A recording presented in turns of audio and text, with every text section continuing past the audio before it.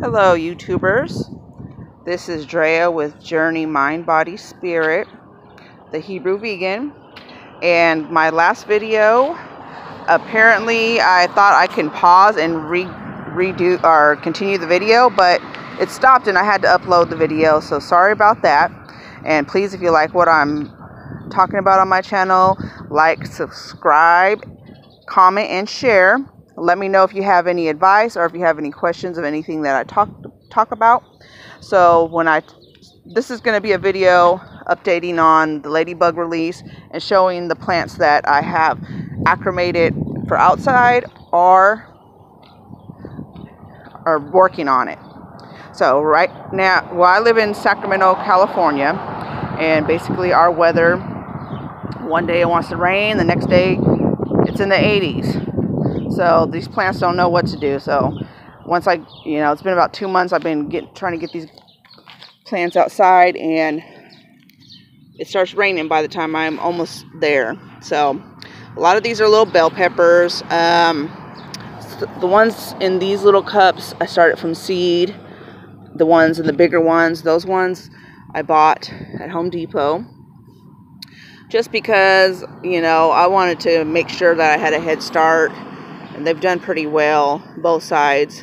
The seeds sometimes don't work out, so here's a honeydew that I started from seed, from honeydew that I've got. Purple pole bean, zucchinis, we got peas, tomatillos. We got a whole bunch of basically melons, peppers. We've got some Malabar spinach, which out of 12 seeds, I only got 3. And I think that was because of the soil that I was using at the time. And then I have these really long tomato plants that have been indoors. I only have 1 out of 6 that is ready to stay outside overnight. And I'm going to just keep an eye on that just in case the nights are still a little too chilly. It's probably about, I don't know, in the 40s at night. So it might do okay. And then I also have some tomatoes and peppers, and then a little mint plant. And those were one of the plants that I bought from the grocery store. So comment below, and if you want me to show you some different gardening tips on foods that you can get from the grocery store, or repurposing the foods that you got from the grocery store that are not the obvious, like using seeds and stuff like that. So let's go ahead and I'll show you the few plants that are actually ready for outside that I've acclimated successfully with no interruptions. And then I have another set that I just brought out today. So this is a burrito pepper plant. This one I bought at Home Depot, and I overwintered it indoors. As you see, it has a little bit of problems because I had it in where my dryer was, so some of the older leaves are just like crunchy. They probably got burnt, and there's no peppers on it right now. There's a little one right here, but I don't think that's going to grow because there was some problems with I left it outside and didn't think, and I put it too much in the sun, and then left it overnight before it was too much ready, and some of the fruit just got ruined. So as of now, it seems to be doing okay. It hasn't set any flowers or anything, but this plant is definitely a survivor. It's been back and forth, inside, outside, as I'm learning, and it's still alive, so that's good. And if it got a few months before, if it dies, I can return it to Home Depot. And it's even in a set of soil that, my learning soil, which is not that great, is doing pretty good. So here's a tomato plant that I got as a start, and it had 2 in the set. It's doing pretty good, and it's ready for overnights outside. This has probably been, last night was probably its 3rd night being outside. Not in a row though, because I did have to bring it in because we had rain for a few days. Then I have another little tray here, and I bought these at the 99-cent store It looks like we got some reclaiming soil to do because some green beans are not alive anymore here. Green beans, peas, and corn I seem to have the most problems with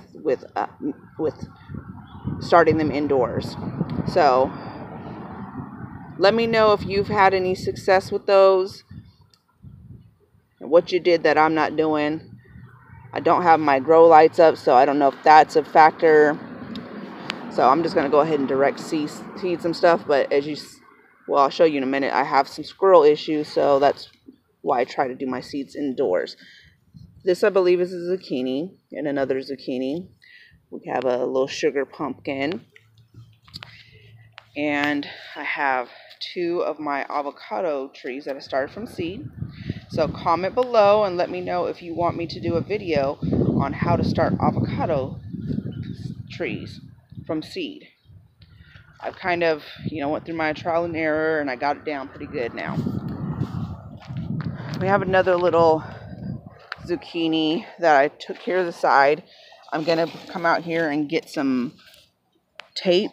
You see the little holes? We got aphids over here eating this little guy up. So at first I had the whole set that I just showed you in the little round thing sitting up here on the table, but in the middle of the day there's way too much sun. So I don't want to fry all them plants for that one little guy. So I separated it so the bugs are not going on there. I got so much going on in this garden sometimes I don't get right to something.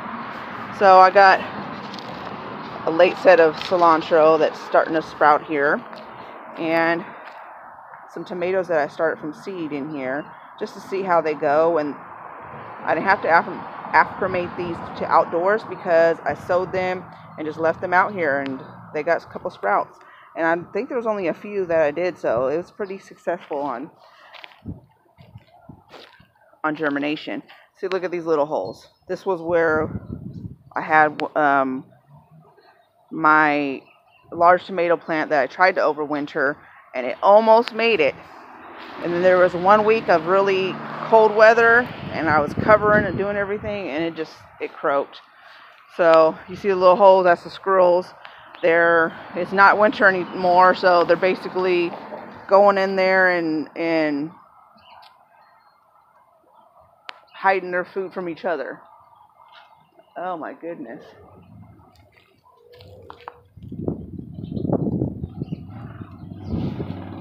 See all those little wood shavings? I mean, the wood chips is mine, but yeah, this tree already broke. I seen some bumblebees living in there, but it looks like some kind of woodpecker or something was going at it over here. So there's my lettuce garden. So far, this is like my favorite one because I had more experience when I planted these, and I just made it look really cute.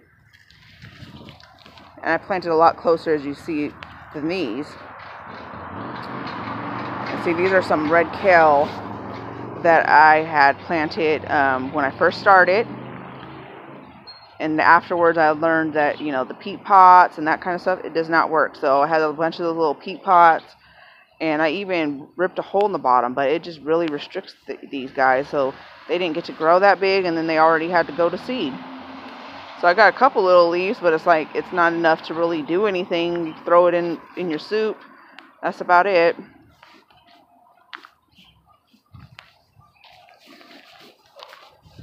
Let's show you the other set of plants that I've started to bring outside. And there's my little friends, the pigeons. I feed these guys. And I got a little sunflower seed mix. That's a bird seed mix for the squirrels. But they still mess with stuff. Little rascals. I have some tomatoes. Some are some early girl starts from Home Depot. And some are actually started from suckers.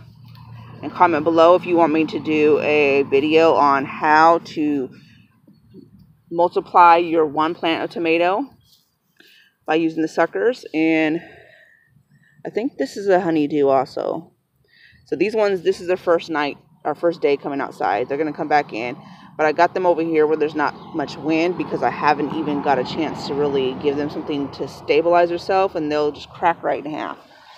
And then Look, I got these little guys I put in plants. So I try to kind of experiment. I put these guys in planters. I put some in this bed, and I put some in this bed. So here's one on this bed where there's a slug family living over here, and I've done a lot to try to get rid of them, but they barely haven't been affecting the other plants, and that's because they're gotten so tall. So, but I planted one over by the broccoli, and that one's doing fine. So it's just for some reason on this side, and you see, I'll try to zoom in there. That little cabbage getting ate up too. Yeah, they're doing their thing over here. I believe this is one of those sets too. It has a little bit of damage, slug damage, but not as much. And then there's another one. So they're doing pretty good over here. It seems that, sorry if I'm going so fast, you guys whooping you around. The one over there by the broccoli has gotten the tallest. These ones I've just planted yesterday. I didn't label them, but one's broccoli and one's cauliflower. And I kind of just been mixing them guys up. But right here where I got my kale and my bok choy, I think I'm going to plant 1 or 2 in each of these. Probably 2 in this one since it's bigger, and 1 in here. Since these guys have gotten seed, so they're going to be gone pretty soon. So here's some of my plant starts that I still need to work on getting into the ground. These poor little girls, out of 6, there's only one little spot that's still alive. Those little white flowers, I'm not sure what they're called. I got the label, but you get the hint. So unfortunately I did not buy those from Home Depot, so I'm stuck with them. I got these marigolds at the dollar store, and here's my cauliflower and Brussels sprouts. I have 3 of each left, so I have to decide where I'm going to plant each one, because I like to, like I said, I like to experiment, kind of put them in different spots and see where they do the best. I don't want to give them too much sun though, because then they're going to want to go to seed so quickly. So a lot of these strawberries, like, I've been really lagging. Look at that, it's just like drying up and rotting on there. I bought all these because I got this little tower thing. I bought 10 of them. It says, oh, put 10 spots in. And it's so dang skinny. I can't put no 10 plants in there. So I still need to do it. Like I said, my list of things to do is getting long. I got some little baby tomatoes or onions. Oh, look at it. You see that? One of the ladybugs. Yay. So we got 2 sets of onions that I still haven't planted, and oh man, I probably got those a month ago. So here's some of my little seed starts, and you can see, like, look at this. These poor things just broke. They're so leggy because I didn't use grow lights. Just starting them in the window. So, and then I have, gosh, I can't even think right now. Oh, this is so heavy because it was in one of those buckets. Swiss chard that needs to go in the ground. Have not done that yet. So then I have a cherry tree and a couple grapevines that are way overdue. Look at this cherry tree, is just going crazy in that little bitty pot. It really wants to live. So this is also an update on the ladybugs. I did a ladybug release in my last video, and here's a little container. I got them on eBay. I'm not sure the buyer's name. I'll try to maybe later add a link to their page. So on here it says before you release to refrigerate them, and then wet down the area, put them on the base of the plant. I did not do that, so I'm not seeing very many of the ladybugs. I think I kind of messed up because I didn't water my plants first and didn't refrigerate them. I don't know, that just makes them not fly as quick, because I did notice a lot of them were flying away, but I'm seeing very few out of 1,500. I've seen maybe a handful since then. So hopefully they laid some of their eggs so that they can eat the other little bugs. But besides that, I am not seeing anything. So with these cabbages that I did show you guys before, that are just like getting, oh my gosh, they're getting deteriorated by these dang bugs. But I know I'm not eating that once that heads up. So I have them in the shade to try to keep them from going to seed. Look at this one. It's trying to make a head. There's going to be so many bugs just stuck inside there, repopulating in the middle of this head. So I'm thinking I'm going to try to get the outside ones off as much as I can by hand, and then put it in the direct sunlight so it can go to seed. So at least I'll get some seed, and I'll be able to take out the outer leaves that I can clean off really good, that are not in the middle. We'll see how that goes, because it was pretty much in the sun, and out of all the coriferous, I'm sorry, I probably didn't say that right, but of all that, their species of plants, of vegetables, this one did not go to seed. That was in the same area. And when I noticed when I was releasing the ladybugs here on my walking sticks, they're kind of like collard greens, they were having a hard time walking on here. So, oh, look at that. A slug has got all the way up here. You can tell when you see that little shiny stuff. Oh, they're such jerks. I didn't move it out the way. This is usually what it looks like when the slug or snail is eating your stuff. You see all these little random holes everywhere. And that's about the only time if I see a little hole in it from a worm or caterpillar. Even the other bugs, like, I'll clean it off really good. But if it's a slug, like, I'm not eating that. It's going in the compost. So I'm going to have to come out here and scrub this, because I don't know where the ladybugs went. But you see that? These guys are going to, if I leave this for another week or so, they're just going to, you know, multiply by 10 or more. Okay, so over here we have the walking stick. There's a few plants in each pot. But however, there's one plant that kind of looks, the leaves look different. See how that one's kind of curly? And these ones look like this. Well, I believe that this one is a tree collard. If you watch John Kohler's videos, he has tree collards, and I believe that's what that is. Sometimes on these type of seeds, you can get something different than what you were going to, just because, like, for instance, like broccoli, cabbage, all that stuff. You can plant cabbage and then get a broccoli. So that is going to be the end of my video. Stay tuned, because I have more plants that I'm going to be acclimating outside. So comment below if you have any questions or suggestions. And be sure to subscribe and like this video. Have a blessed day, everyone.